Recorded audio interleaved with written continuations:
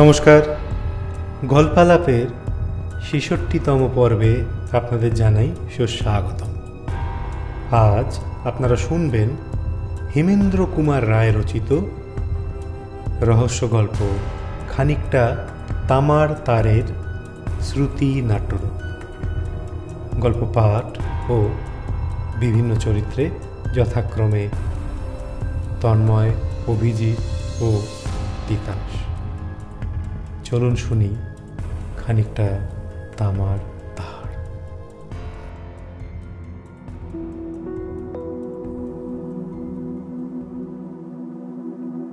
চেঁচিয়ে চেঁচিয়ে খবরের কাগজ পড়ছিল মানিক। শ্রোতা জয়ন্ত। সে চোখ বুজে ইজি চেয়ারে শুয়ে আছে। তার মুখে বিরক্তির লক্ষণ। কোনো খবরে নতুনত্ব নেই। খুনিরা খুন করেছে সেই পুরাতন উপায়ে। চোরেরাও চুরি করার নতুন পথ আবিষ্কার করতে পারছে না। সাধু এবং অসাধু সব মানুষই হচ্ছে একই বাঁধা পথের পথিক। মানিক একটা নতুন খবর পড়ছে। অদ্ভুত দৈব দুর্ঘটনা। গত সপ্তাহে শালকিয়ার একটা বাড়িতে অজিত কুমার বসু নামক জৈনক যুবক বজ্রাঘাতে মারা পড়েছিল। এই সংবাদ আমরা যথাসময় পত্রস্থ করিয়াছি।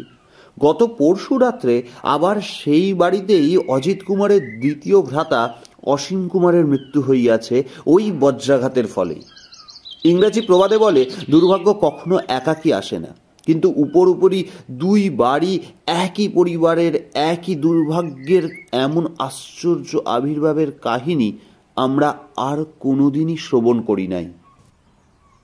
জয়ন্ত চোখ মেলে সোজা হয়ে উঠে বসে বললে, থামো থামো থামো মানিক, আপাতত আর কোনো খবর পড়ে শোনাতে হবে না। বুঝেছি। কি বুঝেছ? এই খবরটার ভেতরে তুমি চিন্তার খোরাক পেয়েছ। তাই পেয়েছি বই কি। আমার পাপী মন একরকম অসম্ভব দৈব দুর্ঘটনাকে সহজে স্বীকার করতে রাজি নয় মানিক। ভগবানের হাতের আড়ালে আমি দেখছি মানুষের হাত। আচ্ছা দাও, দেখি দাও, টেলিফোনের রিসিভারটা একটু এগিয়ে দাও তো। কাকে ফোন করবে? আমাদের বন্ধু গিরীন্দ্র চৌধুরীকে। ইন্সপেক্টর গিরীন্দ্র চৌধুরী? হ্যাঁ, তার কর্মক্ষেত্র তো ওই অঞ্চলেই। হয়তো সে আমাদের অন্ধকার মনকে কিঞ্চিত আলোকিত করতে পারবে।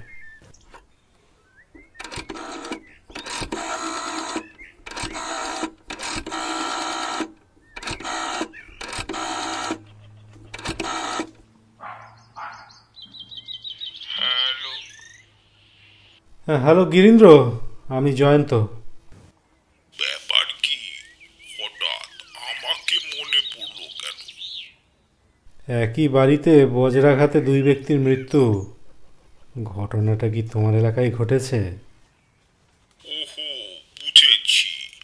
মনসা পেয়েছে ধুনোর গন্ধ।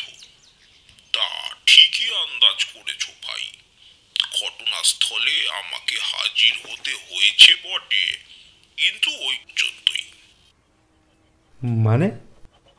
মনের কোণে উকিঝুঁকি মারছে সন্দেহ, কিন্তু সে সন্দেহ প্রকাশ বা পোষণ করার উপায় নেই। কেন? লোক দুটো সত্যি সত্যি বজ্র বা বিদ্যুতের আক্রমণেই মরেছে। তবে আবার সন্দেহ কিসের? না, ঠিক সন্দেহ নয়, তবে মাঝে মাঝে যেন একটা বিপরীত ইঙ্গিত পাচ্ছি। একবার বেড়াতে বেড়াতে আমার এখানে আসবে নাকি? নারাজ নই। জয়ন্ত ও মানিককে দেখে গিরীন্দ্র বললে, প্রথমেই কি তোমরা এক এক পেয়ালা কফি পান করতে চাও? জানোই তো আমি খুব একটা চায়ের ভক্ত নই। তাহলে একেবারে গোড়া থেকেই শুরু করি। একদম একদম, ওই গৌরচন্দ্রিকা বাদ দিয়ে। তবে শোনো, আজ 1 বৎসর হলো অমরনাথ বসু মারা গিয়েছেন।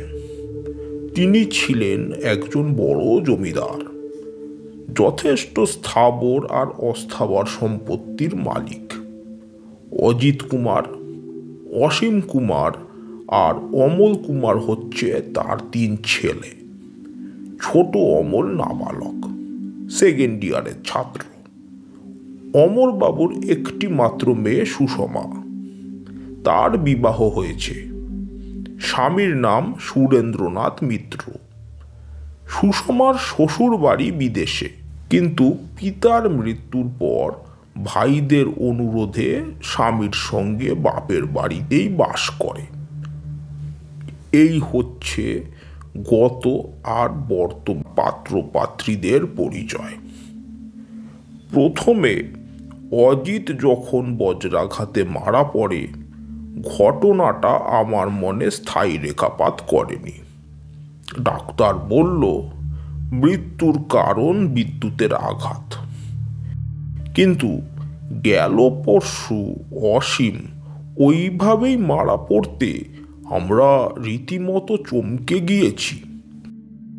এবারেও ডাক্তারের মুখে মৃত্যুর কারণ শুনলাম বটে, কিন্তু ওই ঘটনার রাত্রে মেঘাচ্ছন্ন সজল আকাশ থেকে হুঙ্কার কিন্তু আমরা সকলেই শুনেছি। তবে তুমি সনিগ্ধ হয়েছ কেন? দুদিনই ঘটনাস্থলে গিয়ে 2টো মৃতদেহ ছাড়া বজ্রাঘাতের আর কোনো চিহ্নই দেখতে পাইনি। তাছাড়া আর কিছু লক্ষ্য করেছি। দুদিনই লাশ পাওয়া গিয়েছে পূর্ব দিকের জানালার তলদেশের মেঝের উপরে। এও লক্ষ্য করেছি মৃত্যুর রাত্রে অজিত আর অসীম যে বিছানায় শুয়ে ঘুমিয়েছিল, শয্যার উপরে সে প্রমাণের অভাব নেই। কিন্তু দুর্যোগময় গভীর রাত্রে তারা শয্যা ত্যাগ করে জানালার ধারে এসেছিল কেন, এ প্রশ্নের উত্তর পাইনি। তার মানে তোমরা কোনো মামলা খাড়া করতে পারোনি, তাই তো? না, মামলা দাঁড়াবে কিসের উপরে? প্রমাণ কই? সন্দেহ তো প্রমাণ বলে গ্রাহ্য হবে না। ঘটনাস্থলে একবার যাওয়া যায় নাকি? অনায়াসে। সেখানে গিয়ে পৌঁছতে 5-6 মিনিটের বেশি তো লাগবে না। কিন্তু সেখানে গিয়ে দেখবেটা কি? যা দেখার তাই। কিন্তু আমি ভবিষ্যৎবাণী করছি, সেইখানে গিয়ে আমরা যা দেখেছি তার চেয়ে বেশি কিছুই তুমি দেখতে পাবে না। এটা মামলাই নয়, আশ্চর্যভাবে দৈব দুর্ঘটনায় 2টো লোক মারা পড়েছে, এই যা। আশা করি তোমার কথাই সত্য হবে। এখন চলো চলো দেখি।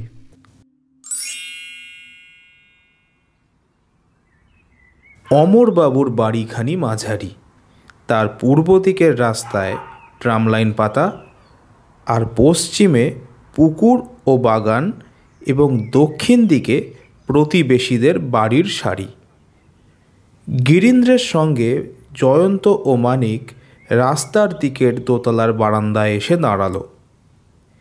গিরীন্দ্র সব দেখাতে দেখাতে বললে, বারান্দার কোণে ওই যে 3টে ঘর দেখছো, এর প্রথমখানা হচ্ছে অজিতের ঘর, দ্বিতীয়খানা অসীমের, আর তৃতীয়খানা হলো অমলের। প্রথম ঘরের এই জানালার তলায় অজিতের, আর দ্বিতীয় ঘরের ওই জানলার তলায় পাওয়া গিয়েছে অসীমের মৃতদেহ। এ 2টো ঘর এখন খালি পড়ে আছে।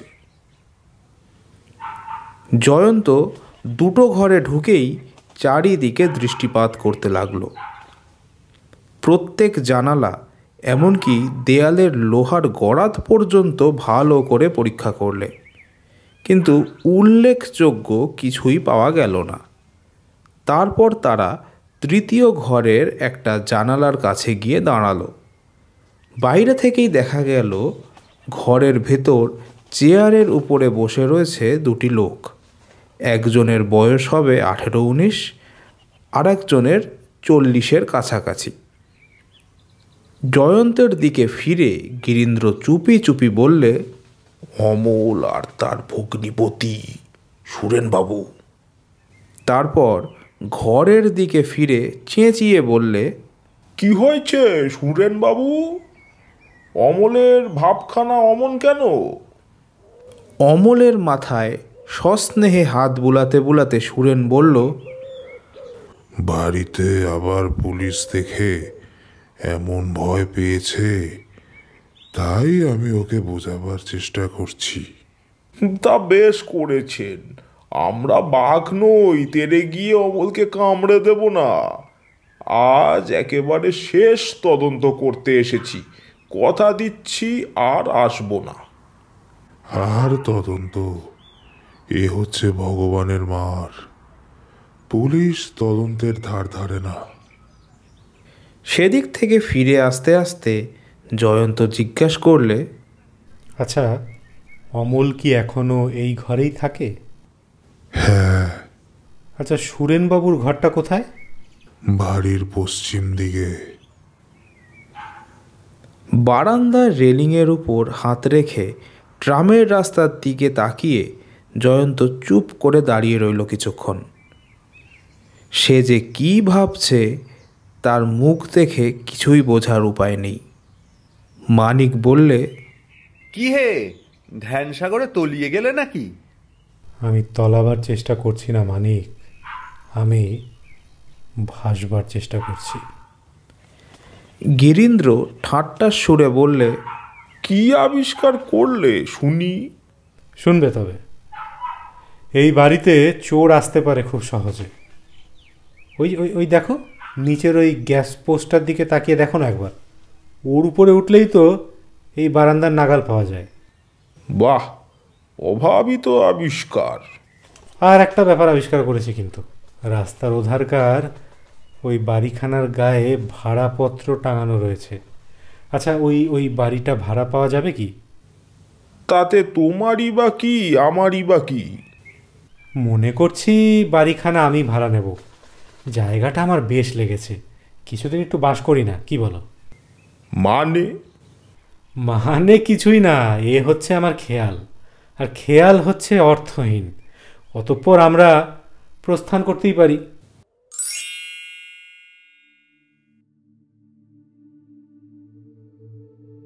জয়ন্ত ঠাট্টা করেনি। আজ কদিন হলো সত্যি সত্যি সে শালিখার সেই বাড়িখানায় উঠে এসেছে। মানিকের কৌতূহলের সীমা নেই। সে বিলক্ষণ জানে জয়ন্তের খেয়াল হয় না কারণে।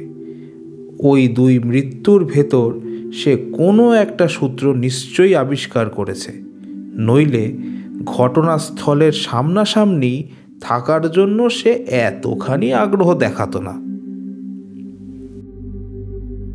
জয়ন্তর মনের ভেতর প্রবেশ করার জন্য গিরীন্দ্রও কম ব্যস্ত হয়ে ওঠেনি। সে রোজই আসে আর একই প্রশ্ন করে, কেন তুমি এ বাড়িখানা ভাড়া নিলে বলো তো? এখানে থাকলে তোমার কোন উদ্দেশ্য সিদ্ধ হবে? জয়ন্ত কিন্তু বোবা, শুধু মুখ টিপে হাসে আর নস্য নেয়। হপ্তা 2 কেটে গেল। দুপুরবেলায় জয়ন্ত বাইরে বেরিয়েছিল। একটা ছোট্ট ব্যাগ হাতে করে এলো সন্ধ্যার সময়। মানিক বললে, ব্যাগটি নতুন দেখছি, ভেতরে কি আছে? ব্যাগটা সযত্নে আলমারির ভেতর পুরে রহস্যময় হাসি হেসে জয়ন্ত বললে, যথা সময় বুঝতে পারবে। মানিক রাগ করে বললে, এত লুকোচুরি কেন? প্রথম পরিচ্ছদেই পরিশিষ্টের কথা বলে দিলে উপন্যাস পড়তে কারোর ভালো লাগবে না মানিক। গোয়েন্দা কাহিনীর আর্ট প্রকাশ পায় লুকোচুরির ভিতর দিয়ে।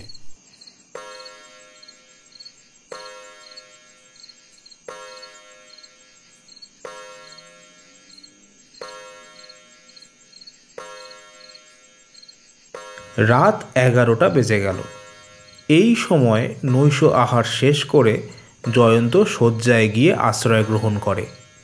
কিন্তু আজ সে খেয়ে দিয়ে রাস্তার ধারের জানালার সামনে চেয়ার টেনে নিয়ে গিয়ে বসে পড়ল। মানিক শুধল, ঘুমোতে যাবে না? না, কেন হে? আমি দেখতে চাই আজ গভীর রাত্রে চাঁদের মুখে কালি ঢেলে গোটা আকাশ মেঘে মেঘে ছেয়ে যায় কিনা। তারপর হয়তো জাগবে হু হু ঝোড়ো বাতাস, হয়তো ঝরবে ঝোড়ো ঝোড়ো বাদল ধারা, হয়তো বাজবে ডিমি ডিমি বজ্র ডমরু। হঠাৎ উদ্ভট কবিত্বের কারণ কি? কবি হতে কে চায় না বলো? আকাশে তো দেখি প্রতিপদের চাঁদের প্রতাপ, কেমন করে আর ঝড় বৃষ্টি নামবে? কেন, গণৎকার জানিয়ে দিল? সে আবার কে? আবহবিদ্যা নিয়ে যাদের কারবার, জানো তো, আবহবিদ্যা জাহির করার জন্য সরকারি অফিস আছে। আজ আমি সেখানে গিয়েছিলাম। খবর পেলুম আজ শেষ রাতের দিকে রীতিমতো ঝড় বৃষ্টির সম্ভাবনা আছে। তুমি ক্রমেই অন্যায় রকমের দুর্বোধ্য হয়ে উঠছ।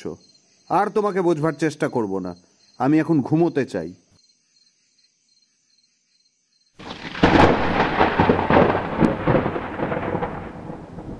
অনেক রাতে কিসের শব্দে হঠাৎ মানিকের ঘুম ভেঙে গেল। ঘরের ভিতর হু হু করে ঢুকছে জোলো হাওয়া। ঘরের দরজাটা খোলা, জানালার সামনে চেয়ারের উপর জয়ন্ত নেই, তাই বিছানাও শূন্য।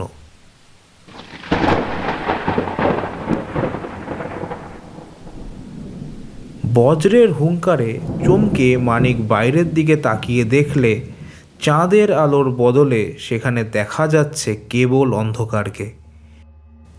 তাড়াতাড়ি জানলা বন্ধ করতে গিয়ে মানিকের চোখে পড়ল আর এক দৃশ্য। অমরবাবুর বাড়ির সামনে গ্যাস পোস্টের উপর একটা মূর্তি। পর মুহূর্তে মূর্তিটা ঝাঁপ খেল মাটির উপরে। গ্যাসের আলোতে চিনতে দেরি হলো না, জয়ন্ত। হ্যাঁ, জয়ন্তই বটে। মানিক হতভম্বের মতো দাঁড়িয়ে আছে। জয়ন্ত আবার এসে দাঁড়ালো ঘরের ভেতর। তার হাসি হাসি মুখ। এসব কি জয়ন্ত? তুমি চোরের মতো অমরবাবুর বাড়িতে গিয়েছ? গিয়েছিলুম। তোমার পায়ে রাবারের জুতো, হাতে রাবারের দস্তানা? হ্যাঁ, এ হচ্ছে ভ্যালকানাইজড রাবার, বুঝলে? এর চেয়ে বেশি আশ্চর্য যদি হতে চাও তাহলে এক্ষুনি ছুটে যাও টেলিফোনের কাছে, গিরীন্দ্রকে ফোন করো, বলো এক্ষুনি যেন সদল বলে এখানে এসে হাজির হয়। এক্ষুনি সদল বলে অমরবাবুর বাড়িতে না গেলে এ মামলার কিনারা হবে না। অল্পক্ষণ পরেই একদল পাহারাওয়ালা নিয়ে গিরীন্দ্র এসে হাজির। সে কোনো প্রশ্ন করার আগেই জয়ন্ত বলল, এখন কোনো কথা নয়, এখনই আমাদের যেতে হবে অমরবাবুর বাড়ির ভিতরে।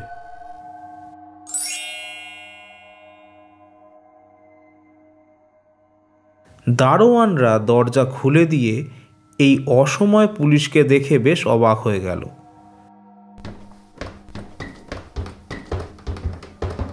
জয়ন্ত সকলকে নিয়ে উঠে এলো একেবারে ওপরে। রাস্তার ধারের বারান্দায় গিয়ে সে টর্চের আলো ফেলল। সেখানে পড়ে আছে একটা নিশ্চেষ্ট মূর্তি। গিরীন্দ্র সভয়ে বললে, বাবা, আবার বজ্রাঘাতে মৃত্যু নাকি?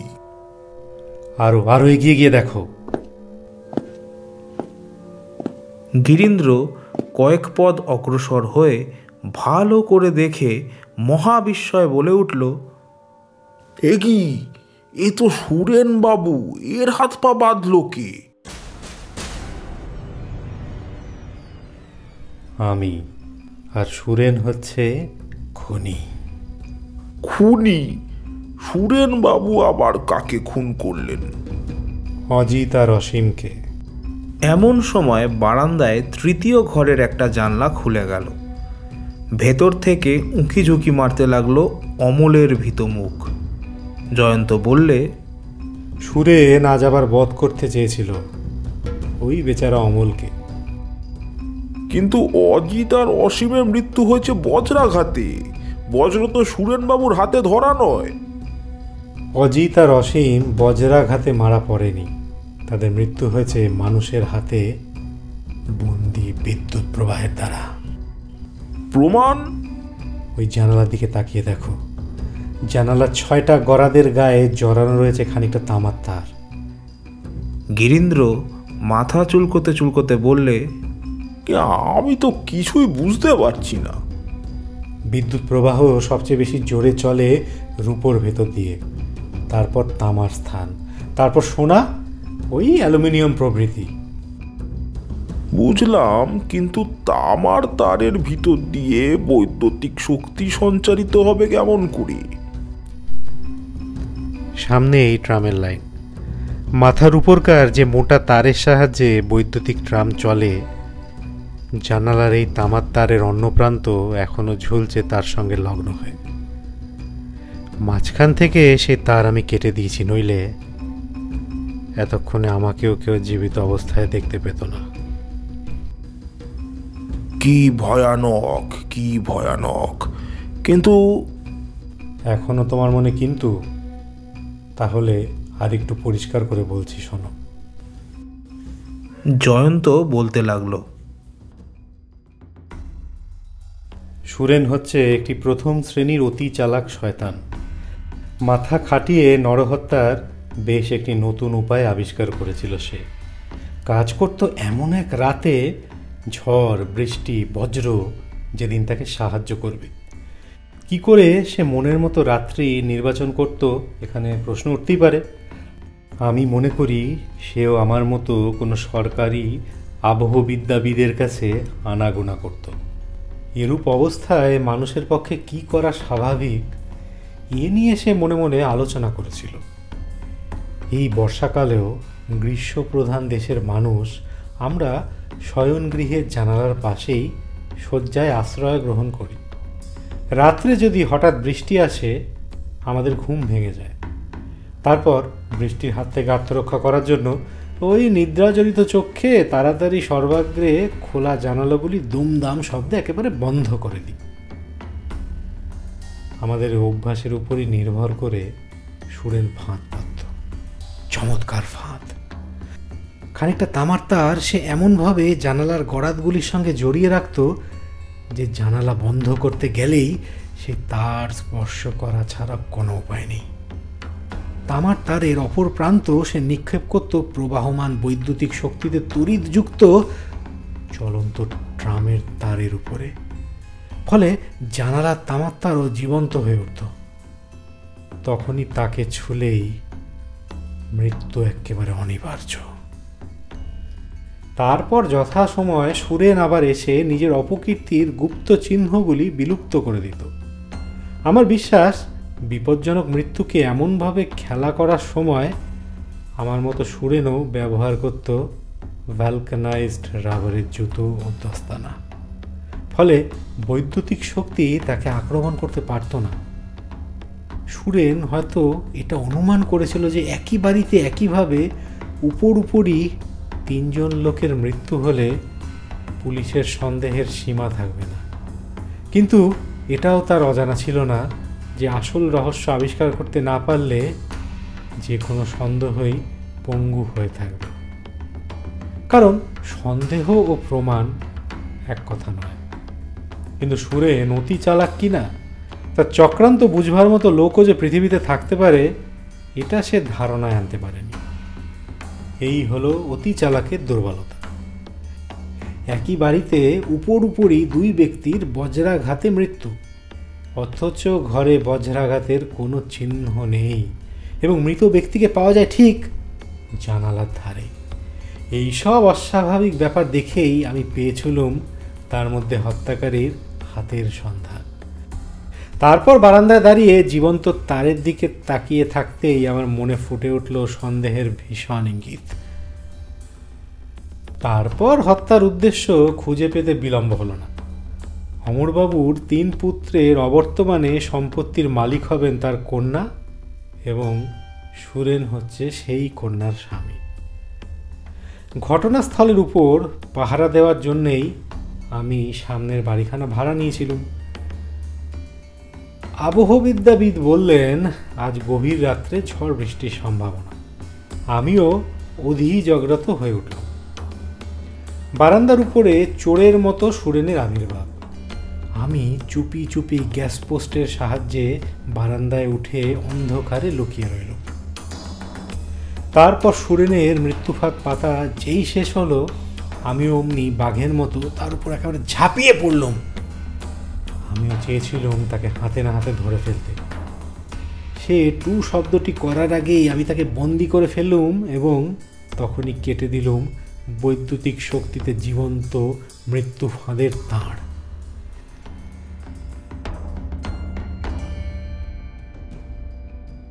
গিরীন্দ্র, বোধহয় তোমার আর কোনো কিছু জিজ্ঞেস নেই, কিন্তু আমার একটা ছোট্ট বক্তব্য আছে বন্ধু।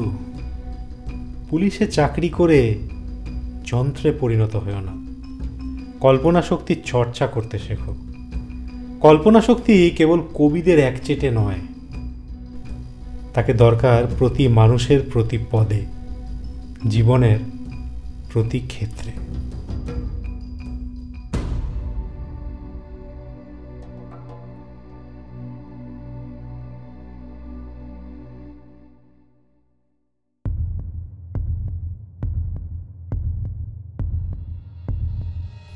এতক্ষণ শুনছিলেন হেমেন্দ্র কুমার রায় রচিত রহস্য গল্প খানিকটা তামার তারের শ্রুতি নাট্যরূপ। গল্প পাঠ ও বিভিন্ন চরিত্রে যথাক্রমে তন্ময়, অভিজিৎ ও তিতাস। আবার কোনো এক রবিবার কোনো এক নতুন কাহিনী নিয়ে উপস্থিত হব গল্পালাপের কোনো এক নতুন পর্বে। নমস্কার।